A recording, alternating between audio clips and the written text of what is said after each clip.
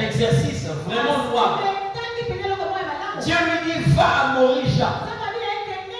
Offre-là ton fils, ton unique, celui que tu aimes. Mais Abraham n'est pas parti sans Dieu. Même quand la nouvelle n'était pas bonne. Mais chaque fois qu'il franchissait Abraham, il était sûr que l'Éternel était avec lui. Amen. Je vous envoie. Dans le combat contre l'ennemi, vous devez savoir que l'Éternel est avec vous. Or, la Bible est en train de dire ceci. Avec Dieu. Vous pouvez dire la suite. Vous dites quoi? Nous ferons des exploits. La suite ne c'est pas ça. Rassure la victoire contre l'ennemi. On dit quoi? Il écrasera nos ennemis. Non seulement qu'il nous permet de faire des exploits, mais il écrase nos ennemis. Si cet ennemi est un loup et que nous sommes des brebis, le fait d'être avec lui, il écrase nos ennemis. Ce que nous voyons avec Dieu, c'est en fait ce qui s'est passé dans la forêt. Entre le troupeau d'Isaïe et le lion et l'ours. Il y avait là le troupeau du père de David. En face d'eux, il y avait qui? Le lion et l'ours. Mais comment est-ce que les brebis voyaient comment est-ce que le lion était terrassé? Comment est-ce que le loup était tué devant les brebis? L'ours plutôt. Comment? Comment vous expliquez ça? Parce qu'il y a un combat. David parle de deux fois. L'ours est venu attaquer son troupeau. Les lions aussi est venu attaquer son troupeau. Mais pourquoi on ne parle pas d'une brebis dévorée? On ne parle pas d'un bélier dévoré. Mais on parle de la mort de l'ours. Et on parle de la mort du lion. Mais dites-moi un peu, entre les lions et la brebis, qui est plus fort? Entre l'ours et le troupeau, qui est plus fort? Mais parce que entre ces deux camps, il y avait quelqu'un. David. Il était qui? Le berger de ses troupeaux. Et quand il a vu un lion venir, David s'est levé pour défendre les troupeaux. Il a tué les lions. Il dit à Saül, j'ai arraché une brebis entre les griffes d'un ours. Et ce que nous vivons aujourd'hui, c'est que David n'est plus visible. C'est le Christ, il est là au milieu de son troupeau. Il n'est pas visible. Et lorsque le troupeau sait que le berger est là, quand le loup vient, le troupeau ne panique pas. C'est comme ça que le Seigneur dit, le monde ne me verra pas, mais vous me verrez.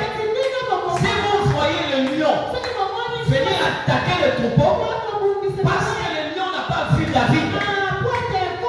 Mais si le brebis était tranquille, parce qu'elle savait que le berger était là, je vais te dire une chose. Entre le lion et la brebis, le plus fort, c'est la brebis. Parce qu'elle est avec le berger. Et c'est ce que nous sommes en train de dire. Et je dis à quelqu'un, tu dois te rassurer que Dieu est là. Alléluia. Pas seulement dans les vocabulaires, pas seulement dans les déclarations. Nous avons la facilité aujourd'hui de chanter.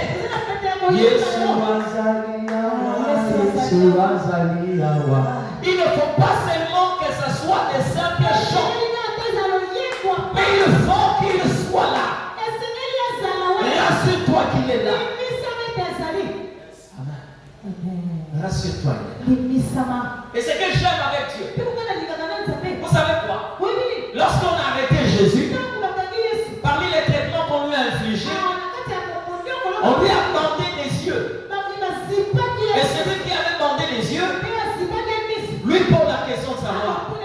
Est-ce que tu peux prophétiser?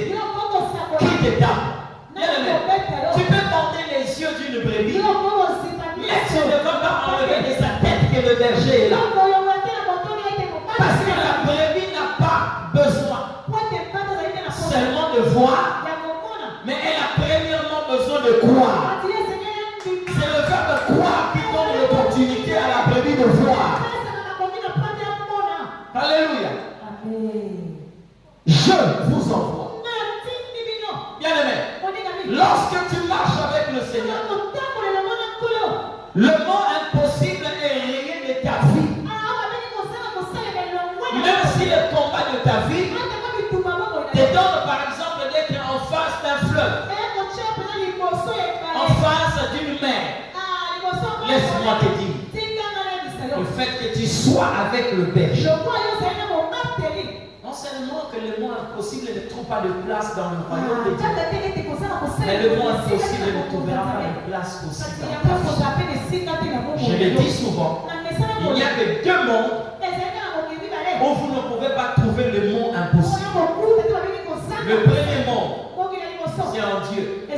La Bible dit, rien n'est impossible à Dieu. Le deuxième monde, c'est le monde de la foi. Si tu vis dans la foi, la Bible dit, rien n'est impossible à celui qui croit. Sache-le bien, quand tu marches avec le Seigneur, l'eau deviendra comme un goudron pour toi. Tu pourras marcher. Si tu n'as pas le temps de séparer l'eau, tu marcheras. Amen. Je vous envoie. Dans ces combats, il y a un autre secret. Le fait d'être envoyé par Dieu. D'une manière normale, quand tu vois une brebis, sache-le bien que le maître n'est pas loin. Et quand tu vois un chrétien quelque part, sache-le bien que le Christ est là. Aujourd'hui, ce que nous sommes en train de déplorer, c'est cette chrétienté. Bon, je ne parlerai même pas de la chrétienté, mais laissez-moi de parler du christianisme. Parce que là, c'est la religion. Elle est loin de la spiritualité. Où les gens peuvent eux-mêmes se lever et partir où ils veulent. Nous avons l'impression qu'il y a des brebis qui n'ont besoin que du nom du berger, mais qui ne marchent pas avec le berger. Ne marchent pas avec le berger. Amen. Ces troupeaux-là seraient trop parmi. Je peux te choquer ce matin. Je peux vous poser la question. Qui a été l'auteur de la direction que vous avez pris quitter la maison jusqu'ici? Est-ce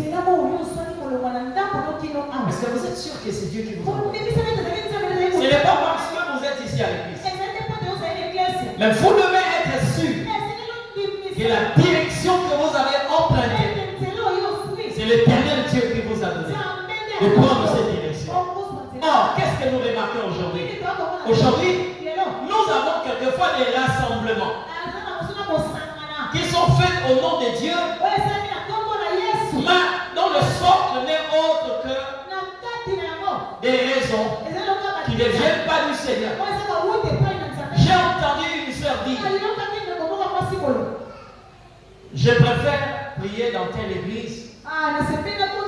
Et elle dit ça à une autre sœur en disant, dans cette église, dans cette multitude de personnes, tu ne manqueras pas quelqu'un qui pourra poser des yeux sur toi. Bien-aimé. Mais ça c'est quelle raison ça? C'est quelle raison? Donc les gens qui viennent à l'église, ce n'est pas parce qu'on veut trouver Dieu, mais c'est parce qu'on est en train de chercher un mari. Et il y a d'autres aussi qui viennent parce que on est en train de chercher des femmes. On est en train de chercher du travail. Il y a un frère qui nous avait dit, c'était dans les années 2003-2004. Il dit non, je suis en train de communier présentement dans parce que le Premier ministre vient prier là-bas.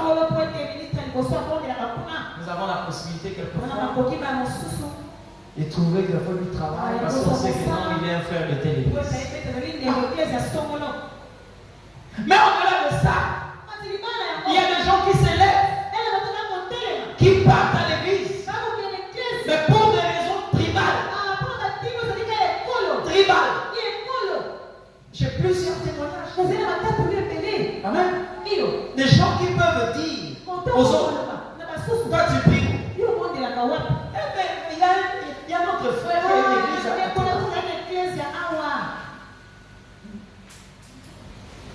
Donc là où tu vas là, ce n'est pas Dieu qui t'envoie. C'est pas Dieu qui t'envoie. Tu t'es levé toi-même et tu as pris la décision de partir. Et si tu rencontres un combat, bien aimé, tu ne dois pas compter sur le terrain. Parce qu'il n'a pas été à l'origine de la direction que tu avais emprunté. Jésus dit, voici, je vous envoie. Je vous envoie. Le fait que lui nous envoie, il devient un bouclier. Il devient une arme pour que nous puissions terrasser l'ennemi qui se présente devant nous. Alléluia. Amen. Les brebis ont marché sur un lion. Ils ont marché sur un ours. Mais pourtant, apparemment, c'est l'ours et le lion qui semblent être les plus forts. Mais comme il y a quelqu'un qui était là, le berger, lui il est venu pour provoquer le renversement. J'ai cité Simon qui l'a dit ici. Jésus est né pour la chute des certains et pour le relèvement des autres. Amen. Un autre secret. Lorsque le Seigneur Dieu nous dit qu'il nous envoie au milieu de loups, ici je ne parle pas de ce que nous connaissons et que nous pouvons voir facilement. Simplicité, prudence, non. Je parle d'autre chose. Écoutez ce qu'il dit. Je vous envoie comme des brebis au milieu des loups. Regardez les secrets qui se cachent dans ces phrases. Il dit quoi? Je vous envoie comme des brebis. C'est au pluriel. Bien aimé. De l'autre côté là-bas, Jésus parle des loups. Si on parle de l'unité dans le camp des ennemis, vous devez aussi avoir l'unité dans votre camp. Parce que parmi les choses aujourd'hui qui fragilisent ceux qui se disent enfants de Dieu, c'est parce que on n'est pas unis. Amen.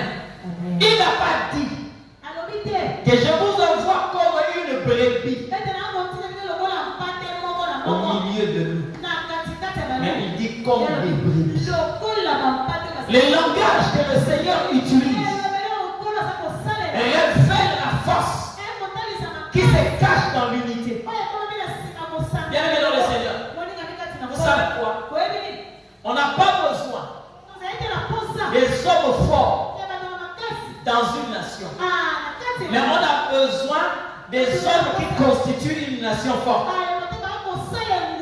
Parce que si vous trouvez des hommes forts dans une nation qui ne sont pas unis, au lieu de combattre l'ennemi, ils vont commencer à s'auto-détruire. Et c'est ce qui est en train de détruire le Congo. Vous comprenez? Les gens qui combattent le Congo, même les diables, c'est que pour combattre le Congolais, il faut passer par là. Que sert-il? Avoir des hommes dans ces pays musclés, des hommes qui ont des moyens, des hommes qui ont l'armée, des hommes qui ont tout. Mais lorsqu'on n'est pas unis à l'intérieur, qu'est-ce qui va se passer? Au lieu que nous puissions constituer une force pour combattre l'ennemi, nous allons commencer à nous combattre nous-mêmes. Et là, c'est l'ennemi qui est en train de triompher. Et le Seigneur l'a dit, un royaume qui est divisé contre lui-même ne peut jamais subsister. Voyez aujourd'hui, ce qui se passe dans ces pays, c'est quoi?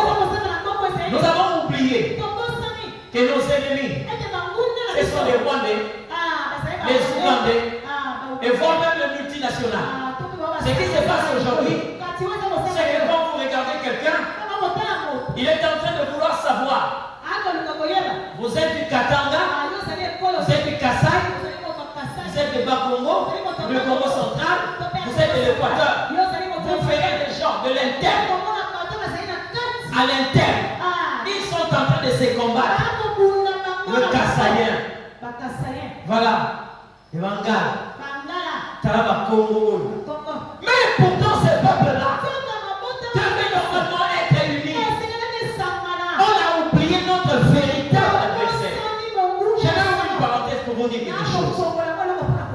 Il y a de cela, je crois, 2 ou 3 jours, j'ai suivi une vidéo où un Rwandais est en train de parler. Moi, je ne suis pas des partis politiques, ni du côté de l'opposition majoritaire, non. Je ne suis pas là.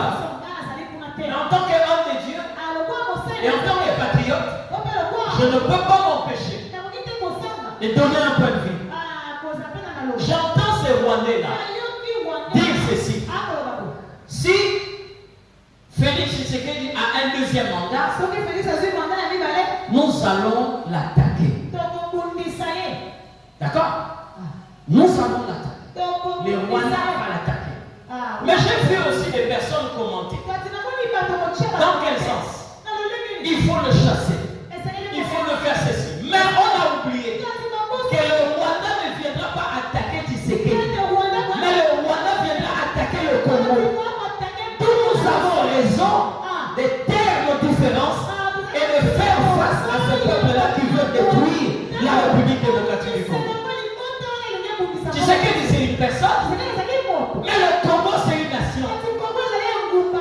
Ce qu'ils sont en train de faire ici, ils n'attaquent pas Félix, mais ils tuent nos frères et nos sœurs. Vous comprenez ce que je dis? Un pays qui est fragilisé ne peut jamais faire face à l'ennemi. Et la pensée de l'ennemi, c'est de laisser les hommes forts, mais d'empêcher une nation forte. Vous trouverez des gens ici. Celui-ci est fort, celui-là est fort. Au lieu que leur force contribue pour le développement de la nation, mais leur force va contribuer pour la destruction de la nation.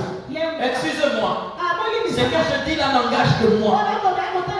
J'ai toujours été contre cette histoire des ressortissants du Grand Kassai, les ressortissants du Grand Équateur, les ressortissants. Au temps de Mobutu, on n'a pas connu ces choses-là. Non, non. Et ça nous a beaucoup fragilisés. Et ces choses ont laissé l'espace politique. Ces choses sont entrées même dans l'église. Même dans l'église. Amen. Vous trouverez des églises aujourd'hui. Lorsque vous chantez une chanson d'aller mon autre, les gens sont en train de chanter bon, parce que c'est en français. C'est en français. C'est en lingala. Et les gens chantent quand même. Cette scène que je vous dis ici, c'est un pasteur qui a vécu ça. Il est allé pour prêcher dans une église. Et ils étaient en train de chanter, les gens adoraient. Et lui aussi il était concentré par rapport au message qu'il devait livrer. À un certain moment, il a entendu un bruit dans l'église. Et il a sursauté pour savoir qu'est-ce qui se passe. Parce que le chant entonnait une chanson dans la langue maternelle de la tribu qui dominait cette église. promotion, tu vois les artimbalismes. Amen. Amen. Hein? Oui. Iyo. Moi, je t'ai toujours dit, hein. Vous savez, lorsque quelquefois on prie, j'ai toujours dit au chant, chaque lorsque vous priez dans vos langues maternelles. Il y a des moments où voyez la soeur Manel prier en Chiluba. J'ai dit même au bureau là. J'aime entendre ça. En Swahili, qu'est-ce que tu es en train de prier? D'accord? Parce qu'en fait, c'est dans cette multitude, cette diversité de langues que nous trouvons notre vie. Et Jésus a parlé à ses disciples en disant, le monde saura que vous êtes mes disciples si vous êtes unis. Alléluia. Le Seigneur dit, je vous envoie comme des brebis au milieu de loups. Comment c'est possible que le corps qui nous combat est uni? Mais nous qui sommes combattus, nous sommes divisés. Et vous allez voir. Vous allez voir. Il suffit seulement. Donc il y a des gens qui ne tiennent plus la Bible pour méditer. S'il y a un scandale qui s'est fait le samedi, c'est le message de dimanche. Parce qu'on a appris que tel pasteur a été surpris en flagrant délit. Il y a eu un scandale de telle église. On vient prêcher ça. Dites-moi un peu. Est-ce que vous savez que l'église est un corps? C'est vrai que je suis en train d'accepter qu'il y a de mauvaises sémences et des mauvais fruits parmi nous. Mais pour ceux qui se reconnaissent être les vrais, soyons quand même soudés. Ok? Parce que ce qui arrive à X m'arrive aussi. Parce que nous sommes un seul corps. Je ne vois jamais quelqu'un qui vient de perdre son doigt et que la bouche est en train de rigoler parce que la main a perdu un doigt. Par contre, vous allez voir la bouche commencer à pleurer et les yeux commencer à larguer les larmes. D'accord? Parce que c'est un seul corps. Lorsque vous regardez la configuration de l'église aujourd'hui, vous vous rendez compte que nous ne constituons pas vraiment une église de Jésus, mais plutôt l'église de Salomon. Je vais vous expliquer en quelque sorte. Salomon est roi. D'accord? Jésus est roi. D'abord, lui-même, il a dit qu'il y a quelqu'un de plus grand que Salomon. Mais Salomon était un roi. Et il a aussi une reine. Mais la reine de Salomon est constituée de plusieurs personnes. Salomon avait 300 femmes et 700 concubines. Nombre de 1000. Et lorsque vous voyez ces corps, donc la reine est constituée de 1000 parties. Donc lorsque vous regardez Salomon, sa reine est constituée de plusieurs parties. Quand vous regardez Jésus, il est le roi de rois. Sa reine est constituée aussi de plusieurs parties. C'est l'église. Elle est l'épouse du Seigneur. Donc la reine. Mais vous trouverez des gens de toutes les langues, de toutes les races et de toutes les couches sociales. Mais écoute-moi très bien. Là, le Christ impose à son église l'unité. Ce n'est pas en fait la différence de couleur qui doit sceller la divergence.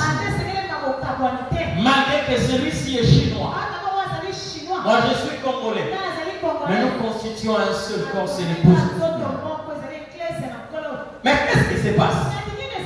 Dans l'église de Salomon, comme ce sont des rivales, là la bonne nouvelle c'est quoi? Lorsque Martine avait été par exemple brûlée, hein? Où elle a fait un faux pas et le poil s'est renversé sur lui. Ok? Peut-être qu'elle était en train de griller quelque chose. Et la poêle s'est renversée. Elle est brûlée.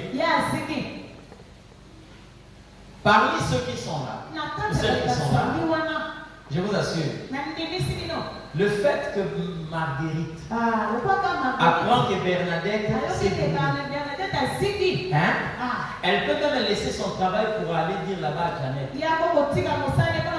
Parce que c'est une très bonne nouvelle. On a quelqu'un de moi là-bas. Elle s'est brûlée. Et surtout si c'était une femme qui était avec l'homme ces derniers temps.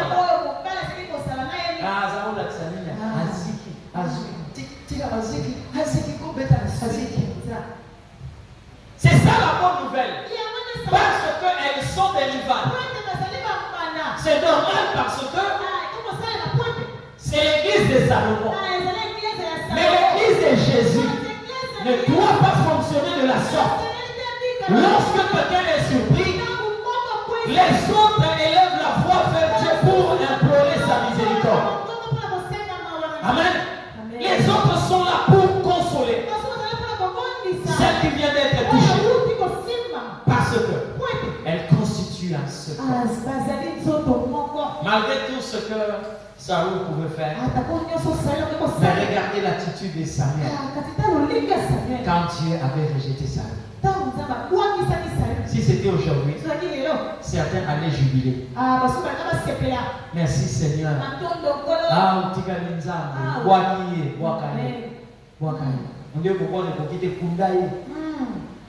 Mais Samuel était en train de pleurer la grâce. Et la Bible dit même qu'il pleurait jusqu'à ce que le Seigneur lui dise: juste quand tu vas pleurer. Bon, d'accord. J'ai écouté ta voix. Mais je me suis choisi ta carrière. Va voir un fils de Jésus. Il sera roi à la place de Saül. Amen. L'unité. Le fait d'être un. Ça constitue une force. Je l'ai dit. Nous n'avons pas besoin des hommes forts dans une nation qu'ils ont rendu faible. Mais on a besoin des hommes faibles qui constituent une nation forte. Et l'Église aussi doit mettre en pratique ces genres de principes. On peut facilement casser une tige de balai, mais on aura du mal à casser un balai. Et pourtant c'est petit. Pour casser un balai comme ça, bien aimé, vous aurez du mal à le faire. Vous savez pourquoi? La force, c'est parce que les tiges sont cuites. Amen. Une arme qui détruit l'ennemi, c'est aussi l'unité. Jésus a été trahi par Judas. Mais la même équipe était restée. Vous savez pourquoi le diable n'a pas réussi à briser l'équipe que Jésus a laissée sur la terre? Et pourtant, il avait promis de cribler cela comme une forme. Mais quelle a été la prière de Jésus? Dans cette prière, il y a l'unité à l'intérieur. Parce que Jésus dit à Pierre: le diable vous a réclamé pour vous cribler comme du froment. Mais j'ai prié pour toi, pour que ta foi te fasse quoi? Lorsque tu seras affermi tes frères. C'est là l'unité. Affermi tes frères. Le diable n'avait pas de brèche. Ça ne peut pas où entrer. Unité. Alléluia. Unité. Ce qui reste là, vous pouvez compléter parce que je l'ai dit au début. À part ces trois armes que je viens de citer ici, et de la simplicité. Mais ce matin, nous étions là pour vous parler. Et ce que l'on ne voit pas facile, mais qui font partir des secrets pour vaincre l'hostilité. Ce matin, j'aimerais prier avec quelqu'un. Tu as entendu ce que le Seigneur a dit ce matin. Voici le temps pour toi de dire à Dieu, j'aimerais, Seigneur,